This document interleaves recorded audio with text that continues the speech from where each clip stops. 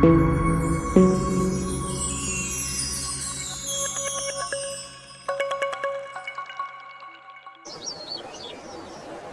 हुक्मरानी की चकाचौंध से मीलों दूर एक ऐसा गांव आबाद था जहां हर घर एक फन पारा था।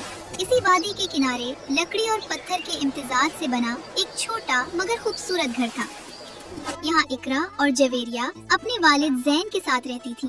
जैन एक जवान, मजबूत और मेहनती इंसान थे, जिनकी आंखों में अपनी दोनों बेटियों के लिए ख्वाबों का एक जहां आबाद था। उनकी माँ के इंतकाल के बाद जैन ने ही उनके लिए माँ और बाप दोनों का किरदार निभाया था। जैन का मामूल था कि वो सुबह सवेरे बाग से ताज़ा और शबनम से भीगे हुए फूल चुनते, उनके खूबसूरत गुलदस्ते बनाते और करीबी कस्बे की मंडी में बेचने जाते, जबकि इकरा और जवेरिया घर के कामकाज संभालती थी। इकरा बाहर से लकड़ियाँ काट कर लाती और चूल्हे की आग पर मजेदार खाना पकाती, जबकि जवेरिया बाग की देखभाल का काम करती। फिर वो दोनों बहनें मिलकर गांव के कुएं से पानी निकालती। शाम को जब जैन वापस आते तो वो तीनों घर के बाहर लगे लकड़ी के बेंच पर बैठकर गरम कहवा पीते और परिंदों की चहचहाहट सुनते। एक बरसात की रात जब आसमान से बिजलियां कड़क रही थी और बादलों की गरज से जमीन लरज रही थी, जैन फूलों को तूफान से बचाने के लिए बाग में निकल गए। वो सर्दी की शिद्दत में भीग गए और उन्हें तेज बुखार ने आ लिया। इकरा ने जंगली जड़ी बूटियों से अपने वालिद का इलाज करने की कोशिश की, मगर उनकी तबीयत बिगड़ती चली गई। एक उदास शाम जैन ने अपनी दोनों बेटियों के हाथ थामे और कहा, मेरी बच्चियों, जिंदगी का दरिया कभी हमवार नहीं होता। हमेशा एक दूसरे का सहारा बनकर रहना और कभी सच्चाई और ईमानदारी का दामन हाथ से न छोड़ना। ये उनके आखिरी अल्फाज थे। इसके बाद वो दुनिया से रुखसत हो गए। जैन के इंतकाल के बाद घर में खामोशी छा गई। अब इकरा और जवेरिया अकेली थी। गम की लहरों ने उन्हें घेर लिया था, मगर पेट की भूख और घर चलाने की जिम्मेदारी ने उन्हें हिम्मत न हारने दी। इकरा ने फैसला किया कि वो अपने वालिद का काम जारी रखेंगी। अब वो दोनों बहनें सुबह सवेरे बाग से फूल चुनती और मंडी की तरफ निकल पड़ती। दिन भर पैदल चलने की वजह से उनके नाजुक पाँव में अक्सर छाले पड़ जाते, मगर वो एक दूसरे का हौसला बढ़ाती रहती। गांव वाले भी उनकी हिम्मत देखकर हैरान रह जाते। एक दिन वो दोनों शहर के शाही महल के पास फूल बेच रही थीं। शहर की भीड़ में ये दो लड़कियां बिल्कुल अलग थलग लग रही थीं। इत्तेफाक से मलका अलेना की सवारी वहाँ से गुजरी। मलका को फूलों से लगाव था। उन्होंने जब इन दो मासूम बहनों को इतने खूबसूरत और नायाब फूल बेचते देखा तो वो अपनी सवारी से नीचे उतर आईं। मलका ने उनके चेहरों पर छुपी शराफत और गम के साए महसूस कर लिए। मलका अलेना उनकी हिम्मत से मुतासिर हुई और उन्हें महल में काम करने की दावत दी। शाही महल के दरवाजे उनके लिए एक नए और गैर मामूली सफर की इब्तिदा थी। मलका अलीना ने उनकी शराफत और मुश्किलात के बावजूद कायम रहने वाली हिम्मत को देखकर हुक्म दिया था कि उन्हें महल की खिदमत पर मामूर किया जाए। महल के शाही बावर्ची खाने और बड़े हालों की जिम्मेदारियां उनके सुपुर्द की गयी। इकरा को शाही बावर्ची खाने में खाना पकाने के लिए रखा गया। इकरा, जो अपने हाथों में जादू रखती थी, अब महल के अजीमुशान चूल्हों के सामने खड़ी होती। उसकी बनाई हुई तरकीबें देखकर शाही बावर्ची भी हैरान रह जाते कि एक आम लड़की के हाथ में इतना जायका कैसे है।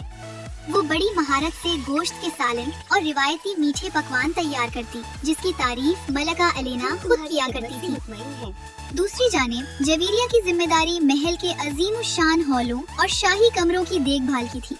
उसे शाही ज़ियाफ़तों के बाद चांदी और सोने के उन बर्तनों को धोना होता था जो मलका और उनके मेहमान इस्तेमाल करते थे। वो हर बर्तन को इतनी नफासत से धोती जैसे वो कोई कीमती हीरा हो। अक्सर रात गए जब महल सो जाता तो ये दोनों बहनें अपने छोटे से कमरे में मिलती और एक साथ खाना खाते। वो एक दूसरे को दिन भर की कहानियाँ सुनाते, कभी महल की चुकाचून पर मुस्कुराते और कभी अपने वालिद को याद करके उदास हो जाते। महल के मुलाजिमीन जो पहले उन पर शक करते थे, अब उनकी दियानतदारी और मेहनत देखकर उनकी इज्जत करने लगे थे। महल में मलका की एक मुशीर लेडी बर्था रहती थी, जिसका दिल पत्थर की तरह सख्त और फितरत मक्कार थी। उसे ये बात हरगिज पसंद न आई कि गांव से आई हुई दो आम लड़कियां मलका के इतने करीब हो रही हैं। बर्था मलका की दौलत पर नजर रखती थी और उसे डर था कि मलका अपनी जायदाद उन लड़कियों के नाम न कर दी। एक रात मलका ने अपनी कदीम और बेशकीमत चांदी की जूती निकाली। ये जूती खालिस चांदी से बनी थी और उस पर नीलम जुड़े हुए थे। मलका ने उसे बड़ी एहतियात से एक रेशमी कपड़े पर रखा और आराम करने के लिए चली गई। लेडी बर्था, जो अपनी मकारी में बड़ी होशियार थी, उस वक्त अपनी नजरें उस जूती पर जमाए हुए थी। जैसे ही उसे मौका मिला, वो खामोशी से कमरे में दाखिल हुई और जूती चुरा कर इकरा और जवेरिया के छोटे से कमरे की तरफ रवाना हो गई। उसने महारत से वो जूती इकरा के उस पुराने लकड़ी के संदूक में छुपा दी जो वो गांव से अपने साथ लाई थी। बर्था के चेहरे पर एक फातिहाना मुस्कुराहट थी। अगली सुबह महल में हंगामा मच गया। मलका अपनी जूती ना पाकर सख्त परेशान थी। मलका के हुक्म पर सिपाही हर जगह तलाशी ले रहे थे।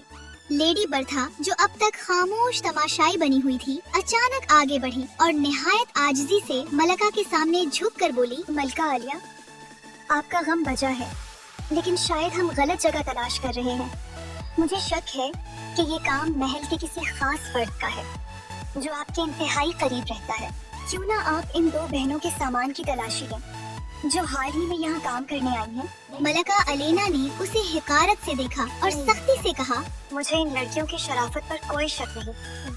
वो मेरे लिए अपनी औलाद की तरह है। मैं उन पर इल्जाम नहीं लगा सकती। मगर बर्था अपनी साजिश से पीछे हटने वाली नहीं थी। उसने अपनी मकाराना गुफ्तगू से मलका के दिल में शक के बीज बो दिए। मलका, जो तब तक शदीद ज़हनी दबाव में आ चुकी थी, ने आखिरकार नीम दिली से हुक्म दिया, अगर तुम्हें इतना ही यकीन है तो ठीक है, तलाशी ले लो, लेकिन याद रखना, अगर जूती ना मिली तो इस गुस्ताखी की सजा तुम्हें भुगतनी पड़ेगी। सिपाही इकरा और जवेरिया के कमरे में दाखिल हुए। इकरा और जवेरिया ये सब देखकर दम बखुद थी। जब सिपाही ने इकरा का वो पुराना लकड़ी का संदूक खोला तो तमाम लोगों की आंखें हैरत से फैल गईं। संदूक के अंदर से वो चांदी की जूती चमकती हुई बरामद हुई। इकरा और जवेरिया के लिए तो जैसे जमीन आसमान एक हो गए। इकरा चीख कर बोली, मलका आलिया, खुदा की कसम, हमने ये नहीं किया, हम नहीं जानती, ये जूती यहाँ कैसे आई। मलका अलीना का चेहरा दर्द से भर है गया। उनकी आंखों में आंसू थे जो किसी को नजर न आए। उन्होंने अपनी नजरें इकरा और जवेरिया से फेर ली। उनका यकीन टूट चुका था। उन्होंने सर्द लहजे में हुक्म दिया, मेरी नजरों से दूर कर दो उन्हें।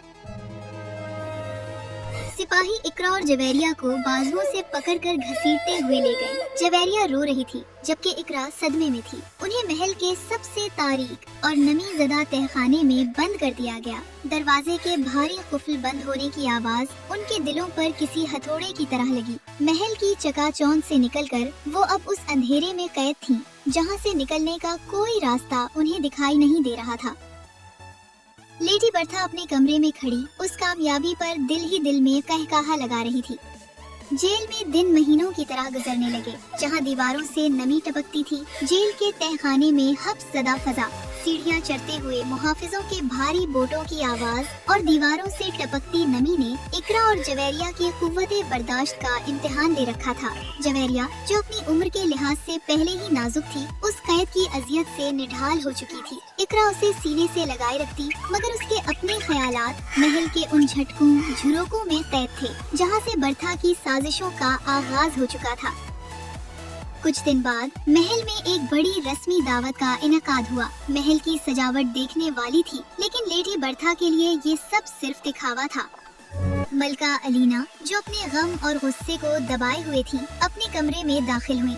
इत्तेफाक से सफाई करने वाली एक खादमा ने फर्श पर एक कीमती कदीम शाही ब्रोश दरियाफ्त किया। खादमा ने वो ब्रोश मलका को पेश किया। मलका ने जब उसे गौर से देखा तो उनकी पेशानी पर बुल पड़ गए। ये ब्रोश लेडी बर्था का था, जिसे वो हमेशा अपने सीने पर फख्र से सजाती थी। मलका का दिल जोर से धड़कने लगा। उन्हें अचानक वो रात याद आई जब चांदी की जूती चोरी हुई थी। उस रात बर्था ने ही इकरा और जवेरिया पर इल्जाम लगाया था और वो खुद उस वक्त मलका के कमरे के सबसे करीब मौजूद थी। मलका ने फौरी तौर पर कोई रद्द-ए-अमल जाहिर न किया, क्योंकि वो जानती थी कि बर्था बहुत चालाक है।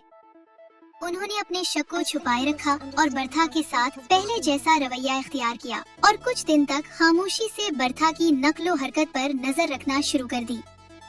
उन्होंने देखा कि बर्था अक्सर महल के खुफिया हिस्सों में जाती और बहुत मोहतात रहती थी। मलका ने अपनी सबसे वफादार कनीज को हुक्म दिया कि जब भी बर्था अपने कमरे से बाहर निकले वो फौरन इत्तला दे।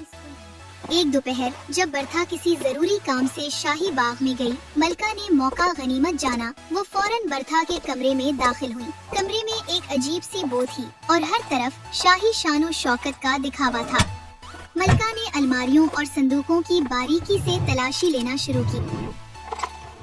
اچانک پلنگ کے پاس رکھے ہوئے ایک صندوق پر ان کی نظر پڑی۔ جب انہوں نے اسے کھولا تو ان کی آنکھیں حیرت سے پھیل گئیں۔ وہاں پر وہ چاندی کی جوتی موجود تھی۔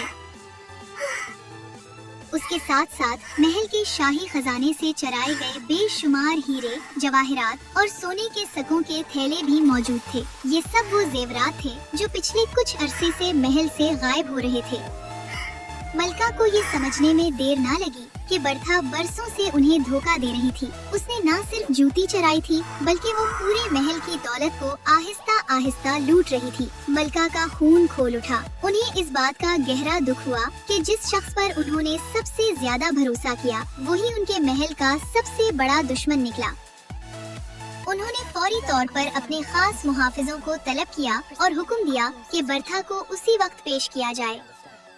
جب برتھا کمرے میں داخل ہوئی اور اس نے ملکہ کے ہاتھوں میں اپنی چوری کا سارا سامان دیکھا تو اس کا رنگ فک ہو گیا۔ اس کی تمام تر مکاری زمین بوس ہو گئی تھی، مگر اب پچھتانے کا وقت گزر چکا تھا۔ اسے اپنی ہی بچھائی ہوئی سازشوں کے جال میں پھنس کر رسوائی کا سامنا کرنا پڑا۔ ملکہ کے سامنے اس کی اصلیت کھل کر سامنے آ گئی تھی۔ برتھا کے منہ سے ایک لفظ نہ نکلا، صرف اس کی آنکھوں میں خوف اور شرمندگی تھی۔ سپاہی اسے اسی وقت زنجیروں میں جکڑ کر جیل لے گئے اور اسے اسی کول کوٹری میں ڈال دیا گیا جہاں اس نے ان معصوم بہنوں کو قید کروایا تھا۔ یہ برائی کا وہ انجام تھا جس کی توقع کسی نے نہیں کی تھی۔ ملکہ علینا جو اب تک اپنی غلطی پر نادم تھی خود جیل پہنچی۔ ان کی موجودگی میں جیل کے وزنی دروازے کھلے۔ ملکہ نے اقرا اور جویریہ کے سر پر دست شفقت رکھا اور گلے لگا لیا۔ ملکہ انہیں اپنے ساتھ لے کر محل واپس آئیں۔ ان کے صبر اور کردار نے آج ثابت کر دیا ہے کہ سچائی کی طاقت ہر سازش سے بڑی ہوتی ہے۔ آج سے یہ میری بیٹیاں ہیں اور اس سلطنت کی وارث ہوں گی۔ یہ دن محل کی تاریخ کا ایک روشن ترین دن تھا جہاں انصاف کا بول بالا ہوا۔ اب اقرا اور جویریہ کی زندگی کا رخ بدل چکا تھا۔ اب وہ محل کے شاہی کمروں میں رہنے لگی تھی، مگر انہوں نے اپنے ماضی کو فراموش نہیں کیا۔ انہوں نے اپنے گھر کو ایک خوبصورت یادگار بنا دیا۔ وہ دونوں اکثر جا کر اپنے والد کی قبر پر پھول چڑھاتی اور ان کے لیے دعا کرتی۔ محل جو کبھی خاموش رہتا تھا اب ان کی ہنسی اور قہقہوں سے گونجتا تھا۔ انہوں نے مل کر سلطنت کے غریبوں کے لیے ایسے قوانین بنائے تاکہ کسی اور معصوم کے ساتھ وہ زیادتی نہ ہو جو ان کے ساتھ ہوئی تھی۔ یوں وہ دونوں بہنیں اپنی ملکہ ماں کے سائے میں ایک طویل، پرسکون اور خوشحال زندگی گزارنے لگی۔